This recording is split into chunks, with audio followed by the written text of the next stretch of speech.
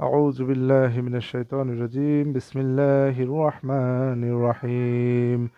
সম্মানিত সুধী, আজকে যে বিষয়টি নিয়ে আমরা আলোচনা করব সে বিষয়টি হচ্ছে যে অবৈধ সম্পর্ক বা ইল্লিগ্যাল রিলেশনশিপ, যে বিষয়টি খুব একটা অ্যালার্মিং বিষয়, যেটাকে আমরা জেনা বলি। তো আল্লাহ তাআলা পবিত্র কোরআনে আমাদেরকে এই জেনার নিকটবর্তী হওয়া এবং জেনাকে একটা অশ্লীল বা ফাহিশা কাজ হিসেবে অভিহিত করেছেন। এর নিকটবর্তী না হতে আমাদের নিষেধ করেছেন। তারপরেও যদি আমরা এমন অবস্থার সম্মুখীন হই যেখানে আমরা জেনা বা এই ফাহিশা কাজে জড়িত হওয়ার সম্ভাবনা থাকে, সেক্ষেত্রে আমরা আল্লাহ তাআলার কাছে দোয়া করতে পারি।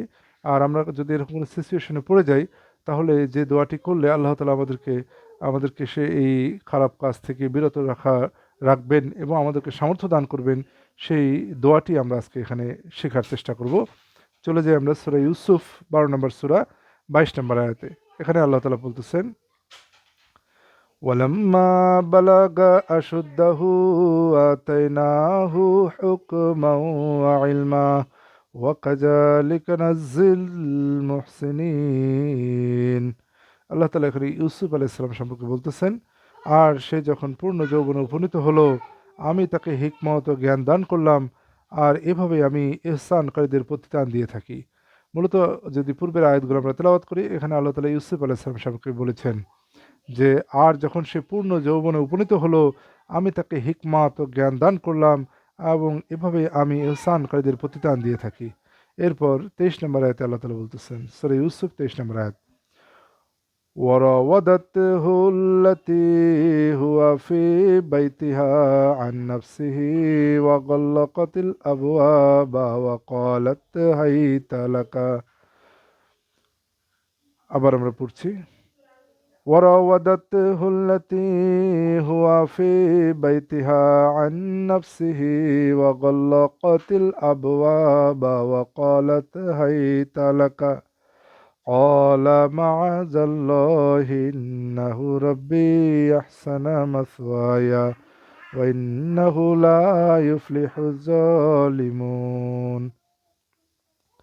আর যে মহিলার ঘরে সে ছিল, সে তাকে কুপ্ররোচনা দিল এবং দরজাগুলো বন্ধ করে দিল আর বলল, এসো। সে বলল, আল্লাহর আশ্রয় চাই, নিশ্চয়ই তিনি আমার রব, তিনি আমার থাকার সুন্দর ব্যবস্থা করেছেন, নিশ্চয়ই জালিমগণ সফল হয় না। এখানে আল্লাহ তাআলা বলতেছেন, ওয়ারাদাতহু ওয়ারাওয়াদাতহুল্লাতী হুয়া ফি বাইতিহা, তাকে ফুসলিয়েছিল যার ঘরে সে ছিল, তার ঘরের মধ্যে, আন নাফসিহি, তার নিজের দিকে, ওয়া গল্লাকাতিল আবওয়াবা ওয়া ক্বালাত হাইতা লাকা, সে বন্ধ করলো দরজাগুলি এবং সে বলল, চলে এসো, তোমাকে বলছি চলে এসো। যখন তাকে সেই মহিলা বলেছিল চলে এসো, তখন ইউসুফ আলাইহিস সালাম বললেন, যে দোয়াটি করলেন, ক্বালা, উনি বললেন, মাআযাল্লাহি ইন্নাহু রাব্বি আহসানা মাসওয়ায়া। মাআযাল্লাহি, তাহলে দোয়াটি হচ্ছে মাআযাল্লাহি ইন্নাহু রাব্বি আহসানা মাসওয়ায়া, আশ্রয় চাই আল্লাহর, নিশ্চয়ই তিনি আমার রব, আমার উত্তম থাকার বসবাসের ব্যবস্থা করেছেন। ইন্নাহু লা ইউফলিহুজ জালিমুন, নিশ্চয়ই সীমালঙ্ঘনকারীরা, জালেমগণ সফল কাম হয় না। তাহলে এখানে আল্লাহ তাআলা যে দোয়াটি শিক্ষা দিয়েছেন, মাআযাল্লাহি ইন্নাহু রাব্বি আহসানা মাসওয়ায়া ইন্নাহু লা ইউফলিহুজ জালিমুন, মাআযাল্লাহি ইন্নাহু রাব্বি আহসানা মাসওয়ায়া ইন্নাহু লা ইউফলিহুজ জালিমুন। তাহলে আমরা এই দোয়াটি পড়ব। এই দোয়াটি যে আমরা মুখস্থ রাখার চেষ্টা করব, তাহলে আল্লাহ তাআলা আমাদেরকে এই গুনাহ থেকে বাঁচার সামর্থ্য দান করবেন। আমিন।